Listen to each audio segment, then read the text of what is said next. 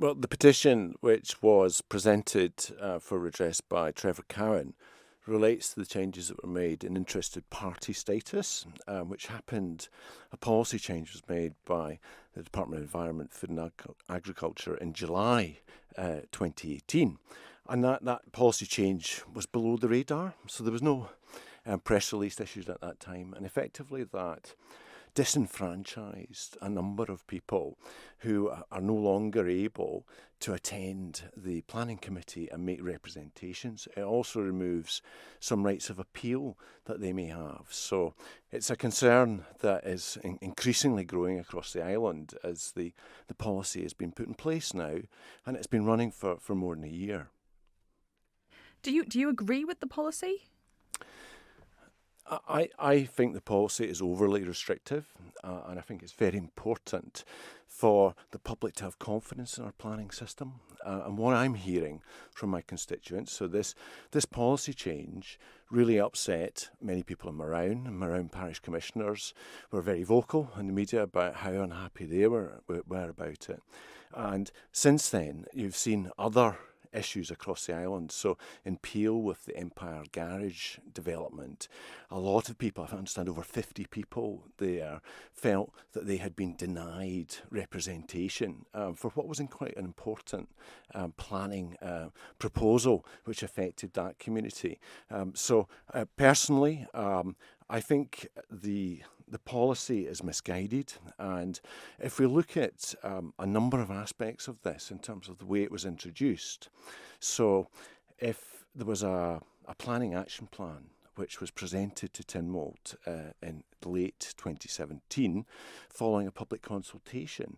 And that was quite a clear message to say there was a majority of people wished to retain third-party interested party status. And also, 68% of people said that any policy changes to our planning system should actually be subject to public consultation and Tynwald approval. Now, that didn't happen in this case. And if you look at the Cabinet Office's own conclusions from that consultation, what that said was due democratic process is key. And it also said that the absence of a public mandate for a specific policy or broad political support for a minister's policy cannot be sustained in the long term. And it was important, they felt, that transparency and fairness was there if government is going to create policy documents. So many people feel that the dice is loaded against them as a result of this. And so it's a concern for me. And perhaps there's some specific examples in terms of what this change actually means, because some of this is quite technical.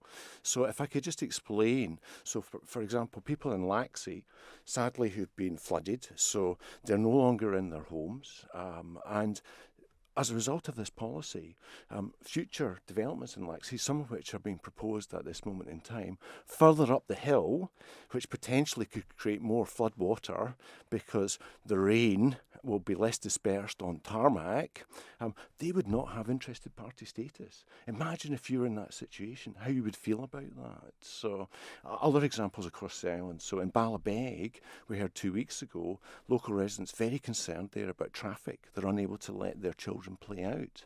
Now, it used to be, under the old process for interested party, that impact of traffic was a justification for interested party status. Now, I have many people in Middle who are concerned about the impact of traffic as a result from development.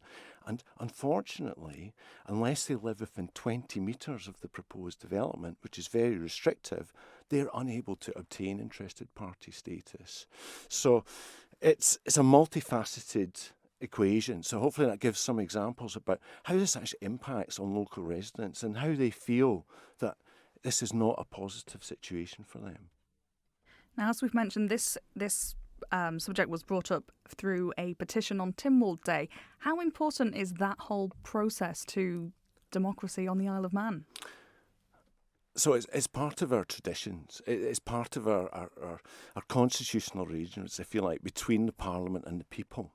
So I think it's great that local residents are able to bring forward petitions. And I hope that Tynwald will agree to the motion which I'm bringing forward to set up a committee to look into this issue, which is important to so many people on the island, and remove ambiguity and concern which people have about this policy change and the way it's impacting negatively on what they see as their rights as a citizen on the Isle of Man. Now, as you say, this is an issue that affects the whole island. With that in mind, are you expecting support for this? There's going to be other members who may have similar issues in their constituency. Well, definitely. I'm sure backbenchers are very aware about this. A number have already talked to me. I do expect that the council ministers and the Minister for Environment, Food and Agriculture will resist setting up a committee. They will not look positively on this. But I would say this is an opportunity for a committee to actually investigate this in the light of actual experience, because with every policy you should be looking to see how it's landed effectively. And certainly I think the planning committee has got a difficult job to do. But their hands are tied by the policy that is set by Geoffrey Boot, currently as the Minister for the Environment, Food and Agriculture. So it's going to be an interesting debate, I'm sure, but I hope in everyone's interest that we can set up a committee, because I think that will help restore the confidence of the public in our planning system, which is critically important as we move forward.